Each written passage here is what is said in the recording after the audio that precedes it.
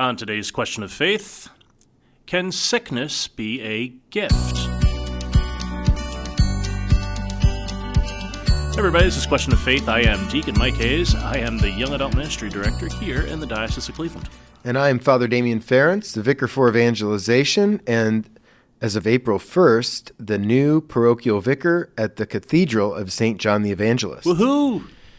Breaking news now. Breaking news, baby. Yeah, so it'll be officially announced on April 1st, but I received my letter of appointment yesterday on the Feast of St. Joseph, which is pretty cool.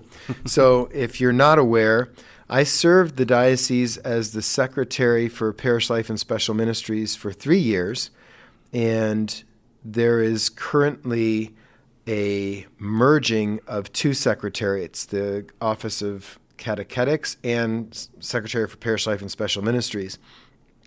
The Director of Catechetical Ministry is going to oversee both departments and may eventually take on a new name. I don't know if that's going to happen or not. But in the meantime, because I was relieved of that duty, I am going to be a parish priest for the first time since 2007. I'm super excited. I'll remain vicar for evangelization, so still living downtown at the cathedral, still have my office on the 5th floor, but I also get to do stuff that I think I'm pretty good at, preaching, teaching, hearing confessions, funerals, hospital calls, weddings, the stuff that most priests, when they go to the seminary, they think that's what they're going to be doing. So special ministry is cool, but like the parish is where it's at. So I'm super excited to be back. Yeah.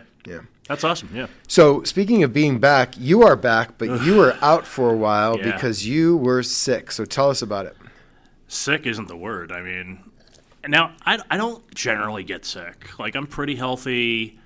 I take pretty good care of myself. I try to maintain distance from people who are sick. I'm a slight hypochondriac, right? But I don't know where I picked this thing up, but something's been going around, and I ended up getting influenza A. Sounds dreadful. That's going around because Father Don Alexiak had it too. Before you we'll did. Blame him. Yeah. It's interesting because I haven't even been near him, so I can't even blame him. Right.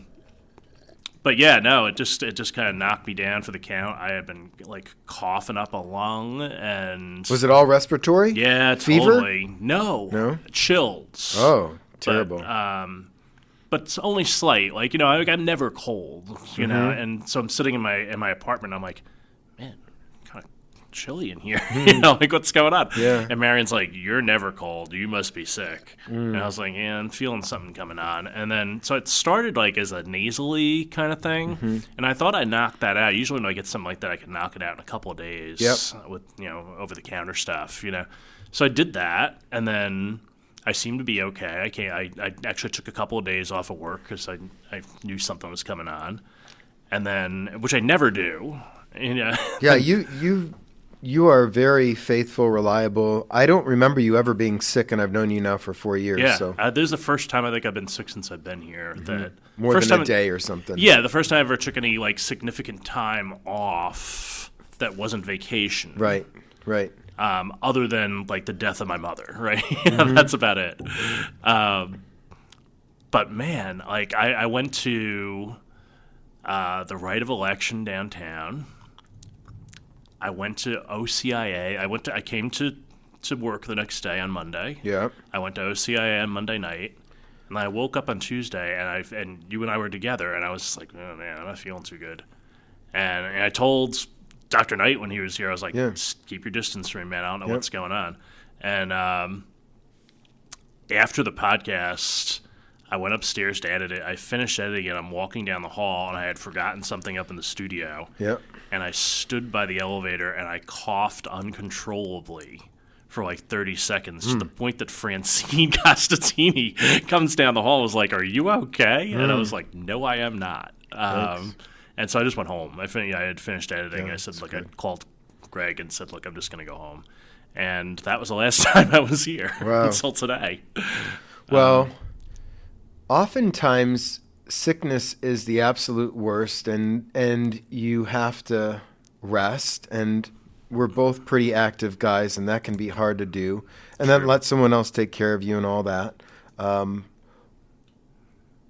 the question of this podcast is, can sickness be a gift? Can it be a blessing and not just a curse? And what are your thoughts on that? Is it too early to say, or were there any graces that came because of your sickness? I think there is. I mean, I think that, number one, it gives you the chance to kind of slow down. I've been burned the candle at both ends, as I like to say, me and my 5 jobs, there's a lot going on. And this kind of gave me the opportunity to kind of sit back a little bit and say, okay, what am I really doing here? Am I working too hard? Am I doing too much?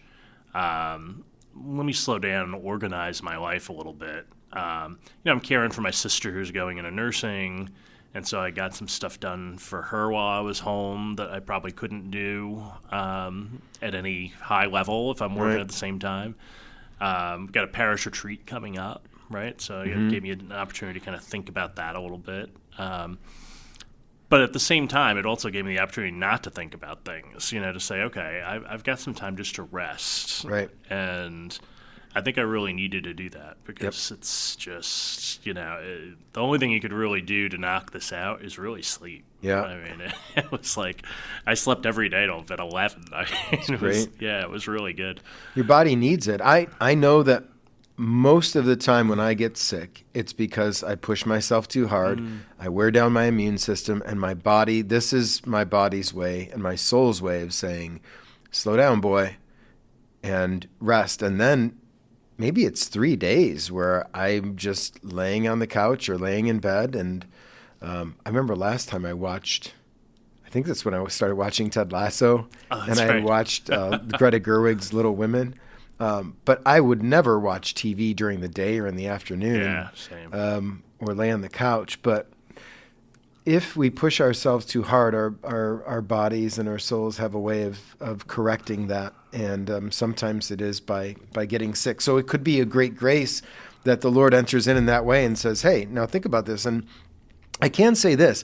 I've gotten better about taking breaks and not feeling guilty. So I pray in the morning, I work out in the afternoon. I think you know that about me. But the other thing that I've been doing, if I have talks in the evening, and during Lent I have a ton of them, and I think are you doing a parish mission now or something? Or no? I got a parish retreat the end of the month. Yeah. Yeah. So and even tonight I'm starting the book study on the bishop's pastoral letter. So I'm going to be out for 2.5 hours this evening. So in the afternoon we have a little balcony over at the Rectory Cathedral, and if the sun's out, I'll go out there and just read for a half hour or 45 minutes. Nice. And that's not me being lazy or taking off work. I'm actually feeding my mind, feeding my heart, and that's good stuff for me to do. And I something about being an American, particularly in this part of the country where we define ourselves often by our hard work, that can get us in trouble too because we don't take proper rest, and then we wind up getting sick. So, was that different for you when you studied abroad? I had a very strict writing schedule that I kept to, and because it worked, I didn't feel the guilt about it. It was actually Flannery O'Connor's writing schedule. So she wrote every day. She went to Mass in the morning and then wrote from 9 to noon, and that was it. And if that's all you do with maybe a 5-minute coffee break for 3 hours, that's exhausting. That's a lot of work. And then the rest of the day I could read and walk, and I didn't feel bad about it. Now, there were some guys that I lived with that they're like, you should work an 8-hour day. I'm like, not if you're a writer. If you put in 3 solid hours, that's enough. That's like being a football player. You played a football game, and you only do that once a week. Or a baseball player. You don't have to work an 8 hour. You don't write for 8 hours a day. I don't know anyone who can do that. So I think because I had that discipline built in, it worked. And because I wrote my dissertation in a pretty quick amount of time, I didn't feel bad about it.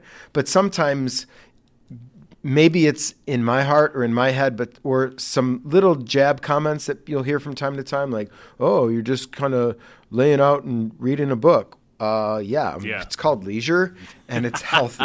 It's healthy. So I think, and then I think if people in positions that we have do that, then we can model for other people.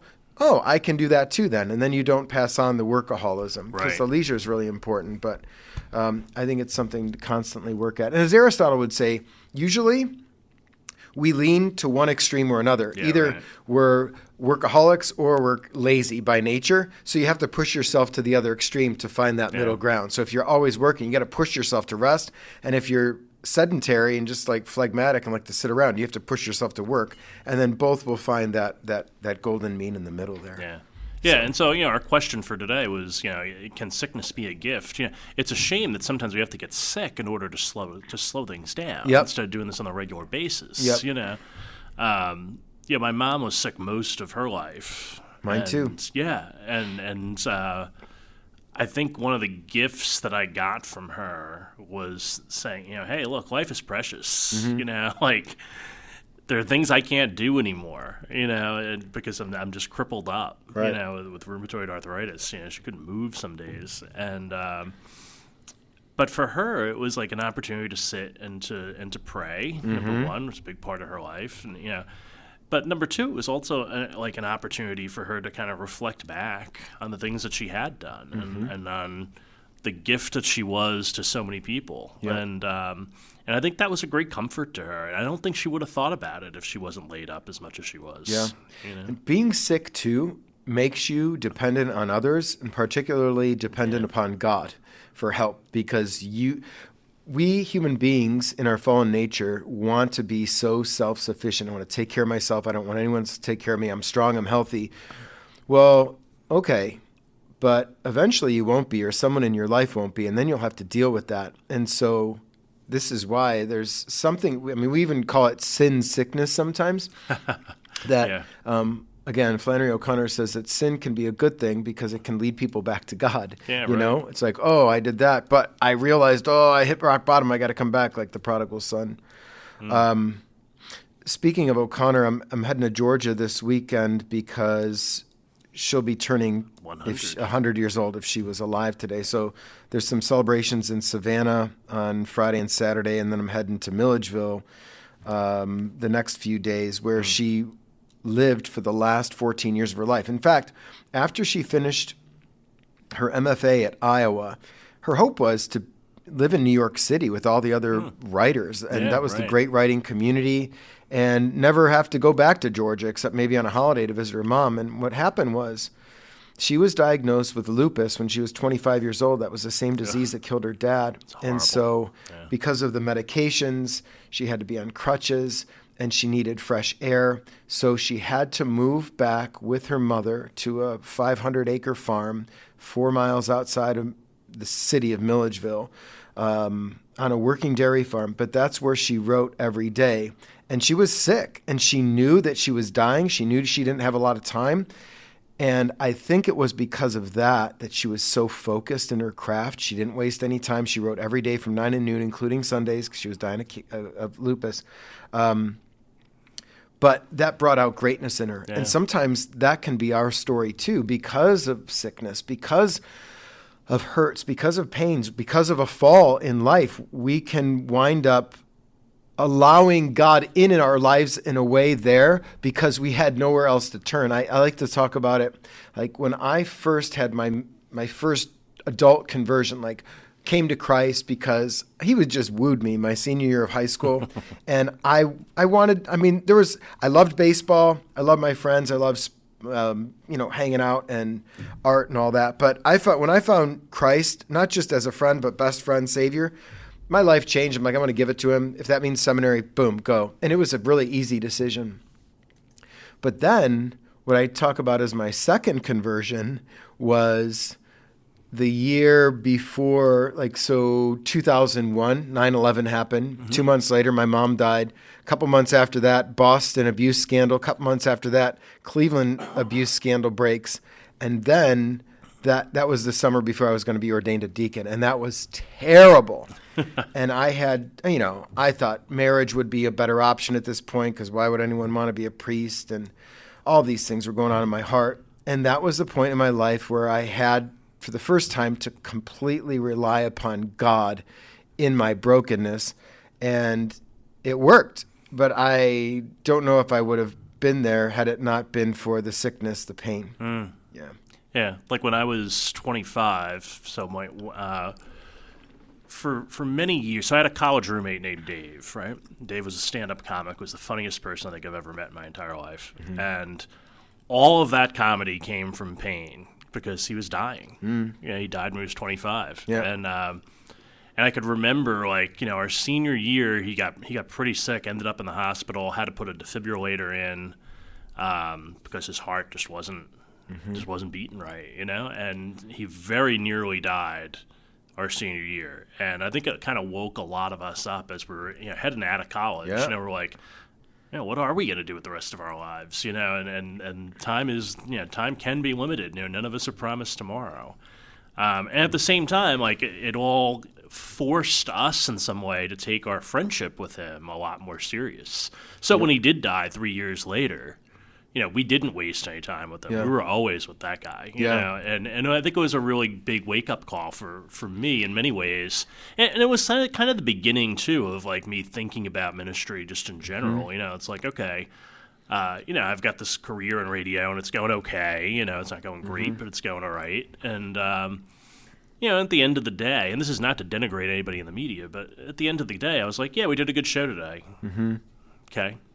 What else you got? Yeah, yeah. It's the longing for more. It's like the deep, an infinite mystery, and not just things that can be measured here. I felt the same way with. I loved baseball, but then I thought there's got to be more. There's more to life than baseball as an 18-year-old. And I mean, it sounds cheesy, but it wasn't my only way I defined myself. But as a baseball player, I'm like, this isn't satisfying me. I like it a lot, but no, there's more. There's more. Yeah. Yeah. Even as a baseball announcer, for me, it was like, okay, well, and people would come to our, the minor league games I did for a while. They were like, hey, you guys do a good job at these games. We're like, okay, yeah, great, thanks. Yeah. Like, all right. Yeah, it's not enough. Yeah. It's not enough. If it's not God, it's never enough. It could be a relationship. It could be money. It could be a job. It could be a promotion and whatever, and it lasts for a little while, and then you're like, gosh, there's more. My heart longs,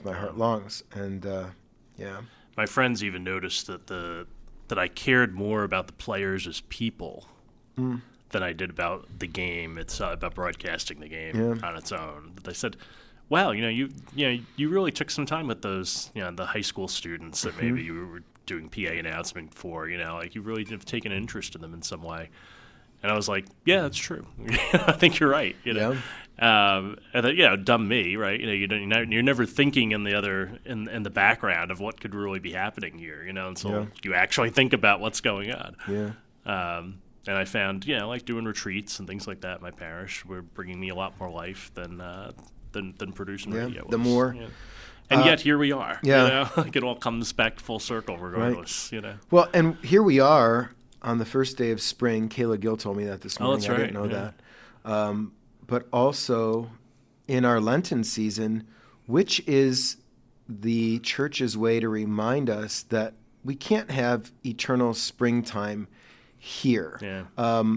Life is dying and it is rising, and we keep ourselves from certain things. Like we pray more intensely during Lent. We fast, not because food is bad or Instagram is bad or whatever you've given up is bad, but because there's a greater good and it makes us long for that, And then the almsgiving too, like, okay, I have these things, but I can't keep anything. Like love is meant to be given away.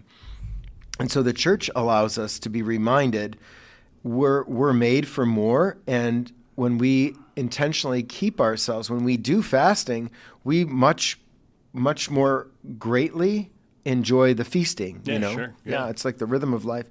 I was thinking too, I'm giving these book studies starting tonight at the Browsing Bookstore and Cafe down in the Galleria. On the Galleria, yeah. And there's a section in the bishop's new pastoral letter where he says this. He says, have you ever noticed that the times in our lives when we grow the most, when we learn the most, when we become more of who God made us to be, are almost always preceded by some difficult time, some pain, sorrow, suffering, heartache, or loss. And then he says, that's the Good Friday experience. When we stay faithful through those Good Friday experiences and trust that the Lord will raise us from the dead as he raised Jesus on Easter Sunday, we are able to experience the power of his resurrection in our own lives. And ain't that the truth? Yeah. Like, if you go on a Kairos retreat or a tech retreat or the Believe Land retreat, Christ Renews His Parish, Curcio, even like 12-step program where someone's giving a lead. Most of the time, they'll take you through a moment in their life that was difficult, painful, where they felt like dying. And it's in that dying, there really is a death to something old, that something new emerges. And even in the sickness business, it's like you're in the sickness, you long for health, and then when you get the health, you're like, oh, I'm so glad I'm not sick anymore. But in some ways, and Colbert said this in that famous interview about his dad. He said, and it was in the GQ interview before that, and I know that because I had to pay $500 to GQ to use that in my first book. But he says he calls it loving the bomb. When you get to a point in your life where you can say, I am grateful that happened. Oh, I hated it, but I'm so grateful that happened because it allowed me to do this. And I know for myself, my mom died a year before I was ordained. It was the first person I was ever with when she died. I was around death a lot that year because she was dying for 53 weeks. She went through 8 different roommates at the cancer home run by the Dominicans. Wow. But I was around death and sickness, suffering so much that was a great gift as a priest because I've never been afraid to go to an emergency room, hospice, visit someone in their home.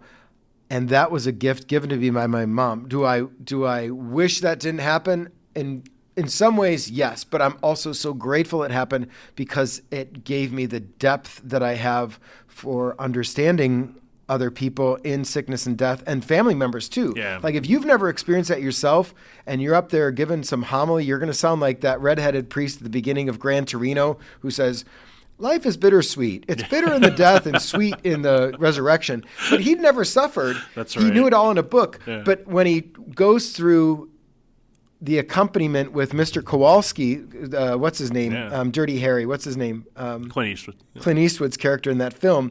By the end of it, when he has to bury him, he actually knows from the inside what this is like, and he's able to minister to him and his family so well and so beautifully. So that's the gift, it seems to me. That's the blessing that can come from sickness or from suffering that our Catholic faith offers. And I think so many people, when it comes to sickness and suffering, don't know what to do with it. And a lot of times I think that's why people may leave the church. It's like, God must hate me. He must be ignoring me. And we don't have enough people walking with others through those difficult times.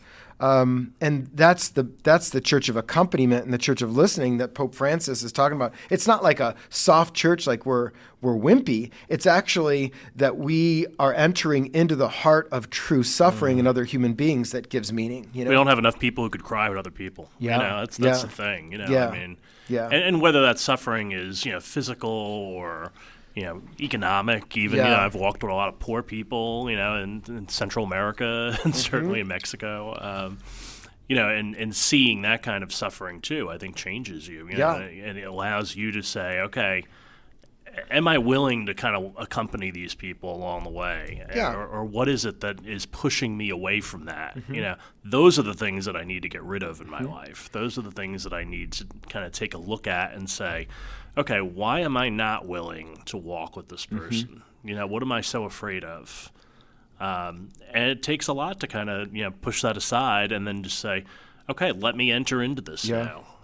We've talked about this before, and I just watched the interview on Pints with Aquinas with Matt Fradd and John Eldridge, who wrote Wild at Heart. And there's a clip on there where they talk about how we Catholic Christians, particularly men, can grasp to church teaching, which is true, right, without getting into the heart of things. Yeah, that's right. Yeah. And so it becomes an intellectual exercise that I know the right teachings here, but I use those teachings somehow to keep someone else or even myself distant from my own heart and what's going on there. And Eldridge has this great line where he says, the heart, the mind is meant to help the heart, not protect it from, I forget his exact line. I'll show you the clip or you can share it. Yeah. But it's a really beautiful way of integrating the head and the heart. And even someone like Matt Fradd, who oftentimes admits, he's a pretty acerbic guy at times. Absolutely. Yeah. But he talks about in his own life when he was a young father, he'd make his kids,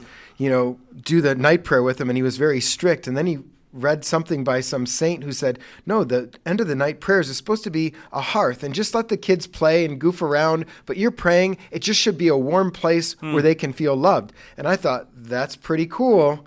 And I think that's a lot of what's going on here. It's the opening, it's the radical opening of the human heart. That's not opposed to church teaching. Correct. It's actually an embodiment of it when you're doing it right. Yeah. But you can live up in your head all day long. Yeah. I mean, it's the thing that drives me crazy all the time. And so I'm like, okay, if I have to hear of one more person who said, I came to the church through intellectual, an intellectual study, mostly of philosophy or something along those lines. But then when I continue to hear them talk, there's no meat on the bones. It's like they haven't experienced that in some way. Yeah. And it can go the other way too, right? Someone who only has experience, who never puts it into church teaching. Right, and becomes all subjective and feeling. Yeah, right. It's the uniting, it's the both and. It's the both and, right. The underlining principle of our podcast is the both and. Yeah, exactly. Yeah. So anyway, I'm glad I'm feeling a little bit better. I'm still coughing a little bit, as you could probably hear. But, and I hope your sickness was a gift and blessing. And it was. Maybe one that you continue to discover. And that's the other thing about... I blessed my wife with the sickness, too, because now she has it. So. But about suffering and sickness, rarely can you appreciate it or be grateful for it when you're in the middle of it. Yeah, that's right. It's only after you've come out on the other side that you can look back and say, oh, like... I was thinking about the Transfiguration. That was the gospel last week. So Jesus takes the guys up the hill, shows them himself in his glory. And they're like, they don't. We talked about it last week. But after he rose from the dead and then ascended to the Father, they're probably thinking, oh, that's what he was trying to show us there. And it's in looking back on things and exploring our memory and reflecting on it that we actually come to deeper knowledge of things. So sometimes it's going back on our experiences and seeing, oh, God was at work there. I felt like he hung me out to dry and abandoned me when in fact he was there. And as cheesy as it sounds, it's that Footprints poem. And this is why Luke Brown, who runs... what is it called? Sacred Heart Counseling. He says that's why you find it at all the thrift stores and garage sales, because people are like, that's actually not reality. But in fact, it kind of summarizes Christian faith pretty well, as cheesy as it may seem as a magnet. My takeoff on that is that there's one set of footprints where he carried you, but then there are these two huge lines in the sand. That's where he dragged me. And I'm not willing to go, and he said, "Come on, you're coming anyway." Yeah. But it's funny, the Transfiguration stuff that you were saying is I had a similar take, but sort of opposite in some ways, is that, during the good times, we fail to think about, the suffering moments in our lives sometimes. And we think, oh, everything's just fine. And that's Peter at this Transfiguration. He immediately runs right in and says, this is the greatest thing ever. Let's never leave. And he's like not even listening to what Elijah and Moses are saying to Jesus, saying, no, Jerusalem. We have to go to Jerusalem now, and you have to die. And he just doesn't want to even hear it. Well, that's very much connected. I'm just thinking this as you say it, to when Jesus predicts his path. Well, he says, you are the Son of God. Okay, you didn't get this from yourself. And then the next thing he says, and I'll never let this happen to you. And then he says, get behind me, Satan, because Jesus knows that he has to suffer in order to save us. And Peter does not want to go through that suffering. And it's only when Peter betrays Jesus, not once, but twice, 3 times, and he hits rock bottom, that he becomes totally dependent on God's mercy, that his heart is open enough to actually receive what God has been planning for him all along, which is most of our stories anyway. Right? It's when you realize I am completely dependent upon God, and it's usually through great suffering and sickness and pain that happens. It's Leonard Cohen, ring the bells that still can ring, forget your perfect offering. There's a crack in everything. That's how the light gets in. So, if you can find your cracks, your brokenness, your fractures, praise God, because that's where he wants to enter into your life, because that's what he came to do, to heal you, Amen. And me and Deacon Mike too. So exactly. You know who heals things? I don't think it's briefcase marketing, but maybe it is. Can you make it so? Well, I mean, they could heal if your website's broken. It needs to nice. be healed. Very good. You Very know? good. You need to be able to pick this thing up and say, let's make it all nice and pretty now. Come on. Yeah, maybe it's like it's crusty and old, and you need new life to your I love that word, crusty, to your website, your parish website. So Briefcase Marketing creates marketing for your church or church-based ministry that inspires action and delivers results. They'll clarify your message to attract the right audience. They'll streamline your website to convert mere visitors into customers, donors, volunteers, parishioners.